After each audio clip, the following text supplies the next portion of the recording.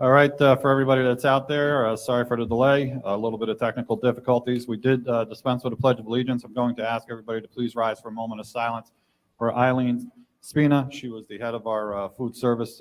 She was a food service director for the school district and passed away unexpectedly last week.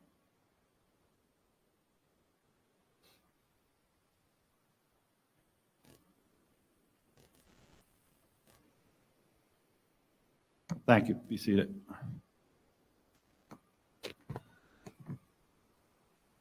Okay. I'll call for approval of the minutes of the November 9th, 2021 meeting. So moved. Second. Moved and seconded. Discussion? All those in favor? Opposed? No one. Motion carries. Public forum for this evening.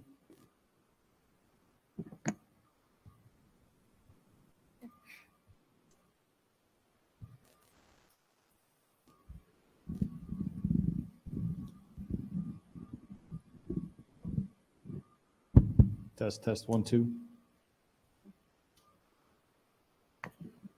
Before we call on our public forum person that wishes to come up here, I'd just like to correct a thing that happened a couple of weeks ago at the public forum.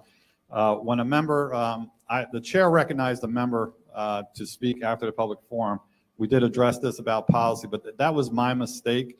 The member was not out of order. There was an insinuation that the member may have been out of order speaking. That member was not out of order. The member was recognized by the chair and he spoke. It's my fault. I allowed the conversation to take place even though the policy states that the president or the superintendent will address it only. I just want to correct that because the member definitely was not out of order. I called on the member, and if I call on any member to speak, the chair recognizes the member is then not out of order. So for tonight, we have Philip Younger that is going to speak about mass and state requirements. Philip, you have 3 minutes, and we don't discuss personnel or specific students in violation, and we don't want to violate FERPA. Thank you.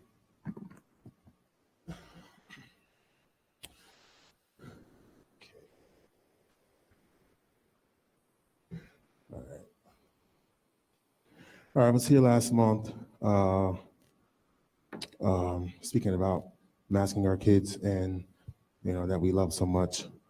A few weeks ago, my children came home, told me that they couldn't breathe, and some of their friends have said the same thing. Everyone is okay. I guess, we're okay with children not being able to breathe and really not knowing the psychological effect it's having on them, could have on them. So according to a report from ABC, there's a 99.998% survival rate for children. The American Academy of Pediatrics obtains its data from individual states which have varying definitions of a child. Some include 19-year-olds, and West Virginia includes up to 20.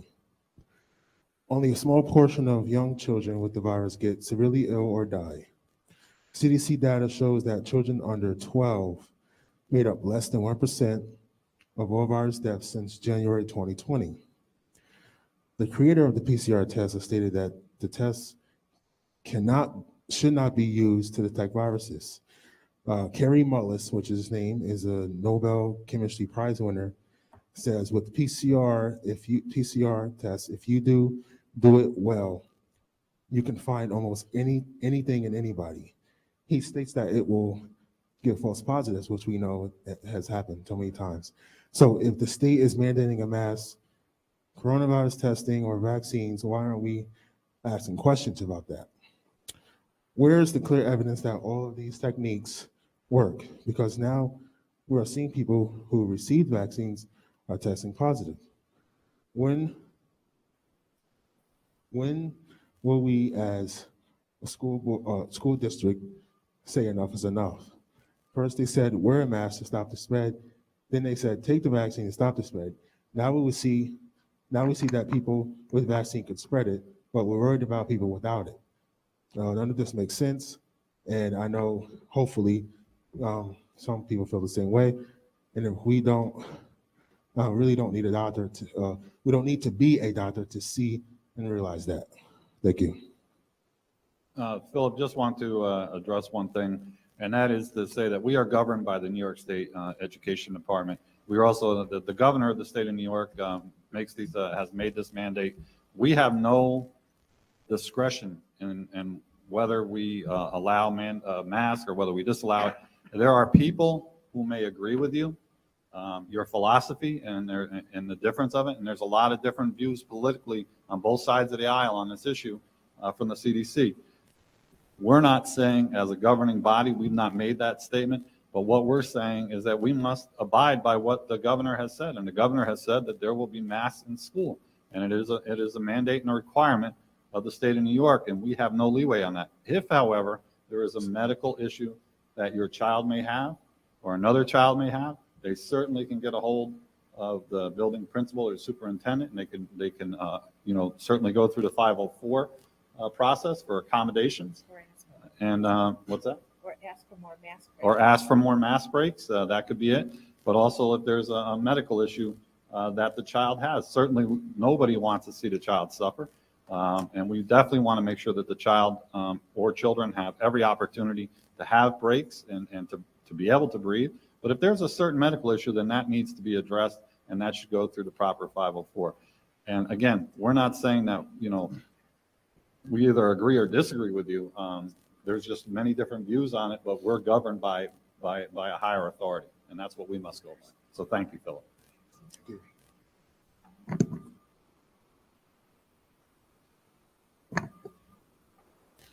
All right, we'll move on to board reports for this evening. I have nothing board membership, other than I would like to wish everybody a happy and healthy and safe Thanksgiving.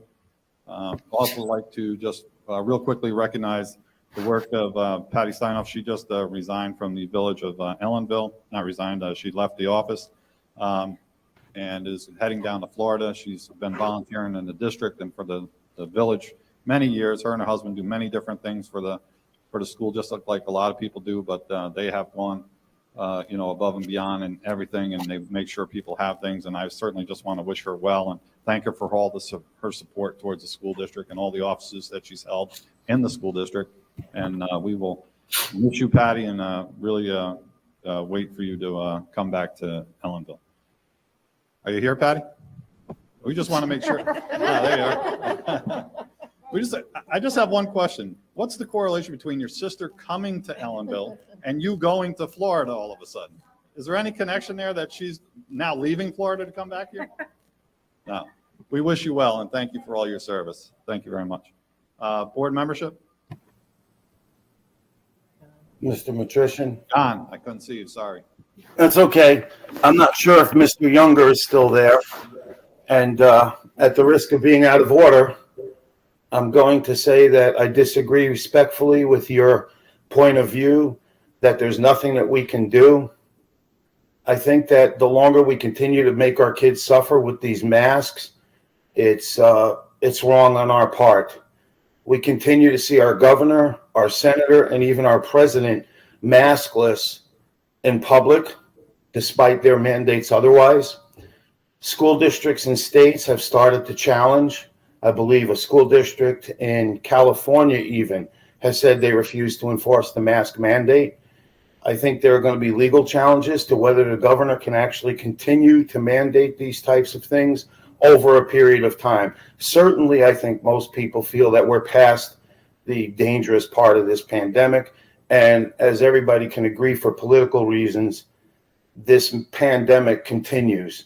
And I think, and I would ask my board members and our administration to reconsider this and make a strong case to get past these masks for our kids. It's not healthy for them. And again, I commend Mr. Younger for stepping up and speaking on behalf of his child and all children. And so I respectfully disagree with you that we can't do anything. I think the politically correct thing is not to do anything. But I hate to see our kids suffer and our teachers suffer from having to go through this when it's not necessary. Thank you, John. Anybody else? Okay, we'll move on to Superintendent Lisa Lyles. So just one thing this evening in your packets, and this will continue on in December, starting to recommend substitutes that come directly from the job fair from different areas. There's not an abundance of them, but we're starting to make a little progress and we're adding them on. So I just wanted you to know that. We're hoping to have some more appointments and maybe do another job fair sometime January, February to see if we can, get some more people that are interested in to sub. Thank you. Move on to Assistant Superintendent for Business, Mr. Vince Napoli.